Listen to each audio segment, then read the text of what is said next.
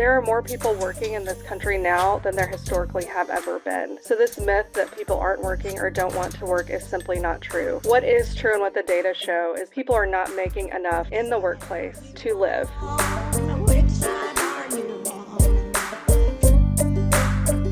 Robyn Hyden is the executive director of Alabama Arise. We're going to be talking to her about how the cuts to the federal government are going to be affecting folks here in Alabama. Robyn, welcome back to the program. Good morning, Jacob. It's good to see you. I hate that this is the discussion we're having today. Yes. It's a very difficult, very difficult conversation that we're having and that folks all across the country are having. Like I said, we're on the radio in 4 states now, and this is going to be happening, or these kinds of things are going to be happening in all of the states where we're broadcasting, and all of the states across the country, because the federal government is such an important institution and has such a large effect on the lives of working people across the country. What would be like the top line thing that you would want to try to emphasize, to try to bring it home to people about what effects this government is going to have on the lives of Alabamians? Everyone listening, every voter in the country really needs to know that the House Republican budget that was presented this week basically is a billionaire's first budget. We're talking about massive tax cuts and continuing ongoing tax cuts for billionaires and for corporations. The profits that these corporations and billionaires are making are on the backs of working people. In order to finance these tax cuts, our government is discussing massive cuts, $2.5 trillion in cuts. And these are going to hit southern states particularly hard. So these are going to hit red states who put this government in power the hardest. Alabama, for example, is the 7th largest beneficiary of federal funding in the entire country. Our surrounding states are very similar: Tennessee, Mississippi, Georgia. It's the same story. So we're seeing threatened cuts to Medicaid of $900 billion. Not only would these cuts put our state economies into a free fall and cause a recession, half of all kids in our states are at risk of losing Medicaid health insurance coverage.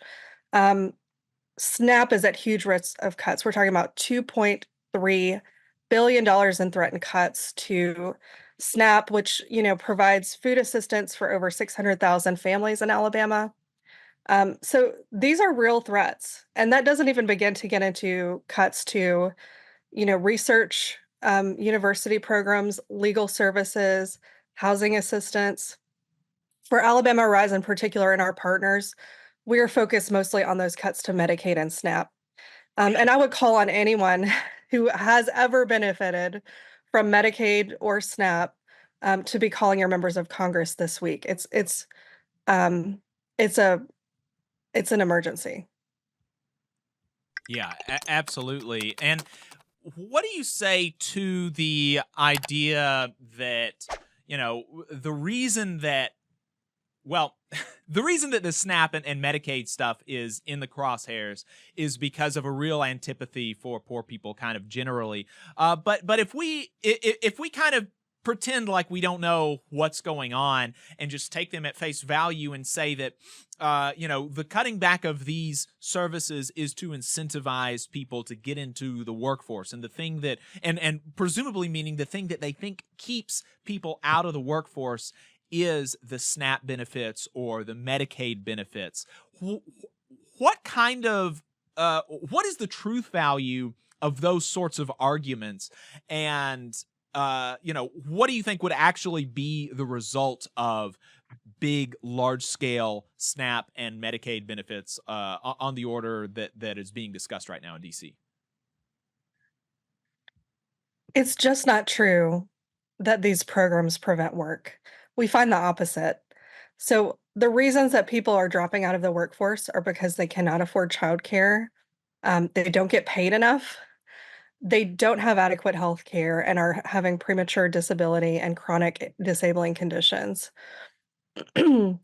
States that have a robust social safety net actually find increased labor force participation. So if you look at the lower rates of labor force participation in red states and southern states. Behind that data, what you're finding is there's not a lot of people who are staying home because they're getting benefits. We have the leanest Medicaid program almost in the entire country in Alabama. It's just a myth that, you can drop out of the labor force and have a huge amount of support available to you. What we instead find is that these programs are a hand up. They're a help for people who are not getting benefits and wages in the workforce that they should be getting. They're a safety net for the largest percentage of people in our country who are poor, which are children. This breaks my heart as someone who had a baby last year.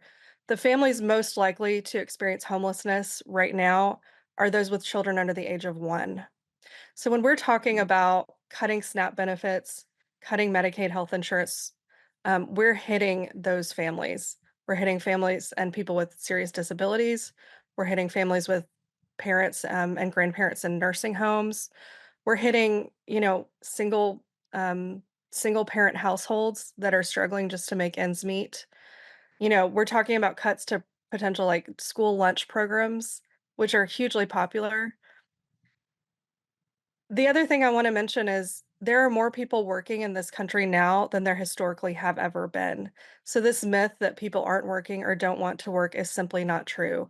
What is true and what the data show is that people are not making enough in the workplace to live.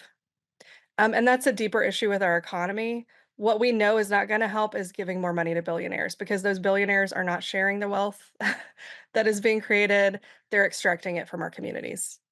Hey, 5 seconds, just wanted to say that this is only possible because of our donors. If you want to see more of this, then consider donating yourself at tvlr.fm/donate.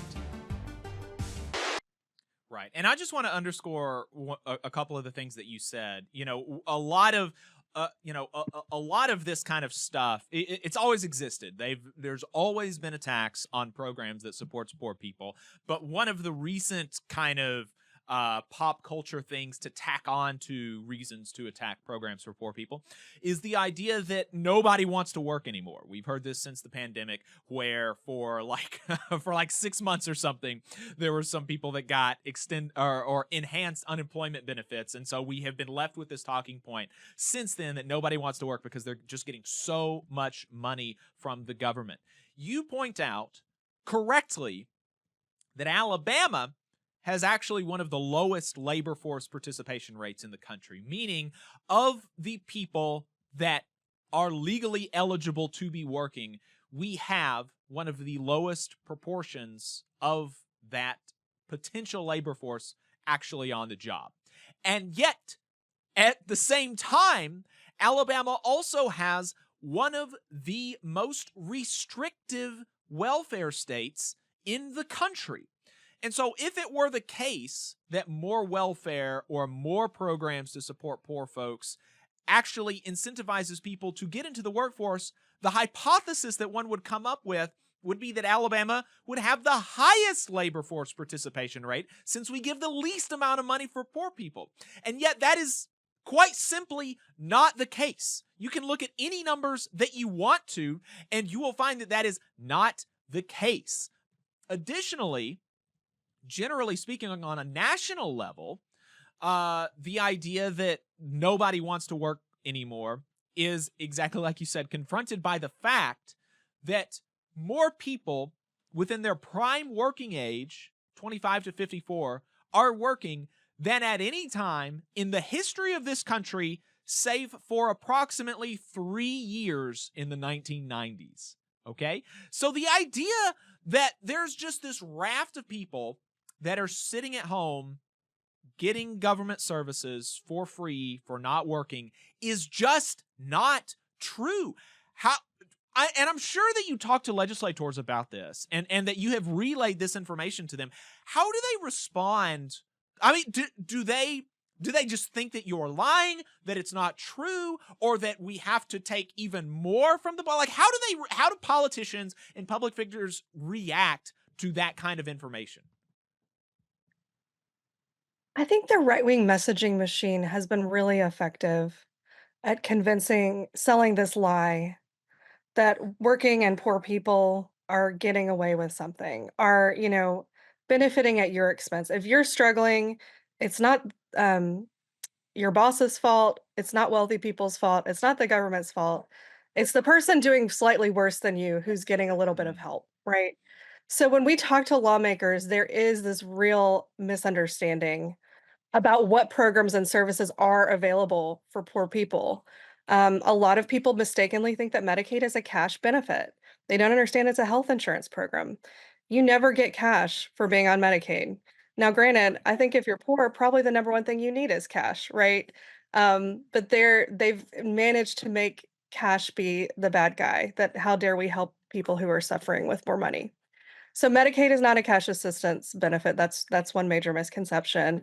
The second misconception is how many people actually qualify. There's this major misconception in a lot of southern states in particular that Medicaid is widely available for working age adults, and this is not true. So in Alabama, in order, let's say I was a single parent with two kids, if I made more than $350 a month, but let's say I made less than about $3,500 a month, I'm probably not gonna be able to find, affordable health coverage, and I'm certainly not gonna qualify for Medicaid.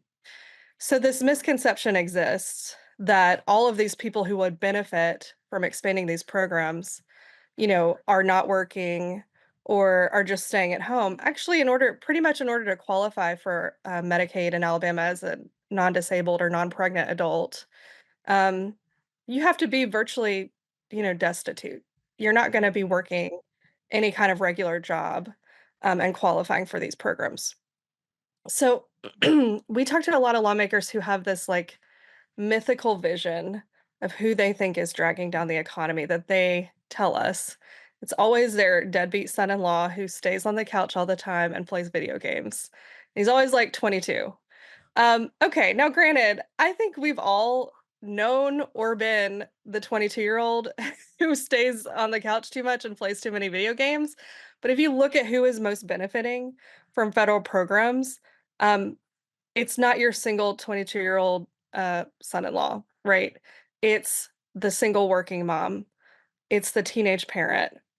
It's someone struggling to go to community college at night while they're working a fast food job that doesn't pay very much. And again and again, when we hear, the rhetoric coming from the Trump administration, from congressional Republicans, they frame it as though this is a very beneficial thing to do. We just have to force people to get to work. We know that they're doing this because it benefits employers to have cheaper labor. It benefits employers to have workers with less options. If we really want to create the kind of entrepreneurial economy with shared prosperity where people are able to go start a business or able to go back to college or able to start a family and maybe take a few years out of the workforce, we're not incentivizing that with policies to cut benefits. I'm sorry, my child is crying. No, no, no, no, no problem at all. And if you need to go, then feel free. But I just want to underscore again was one of the things that you said there, which is that a lot of these businesses do not want. They don't want competition for workers. They don't want high-paying jobs, and they want to be able to exploit people as much as they can. And specifically, I know of one project that was coming to Muscle Shoals potentially, and who knows, it may be gone now.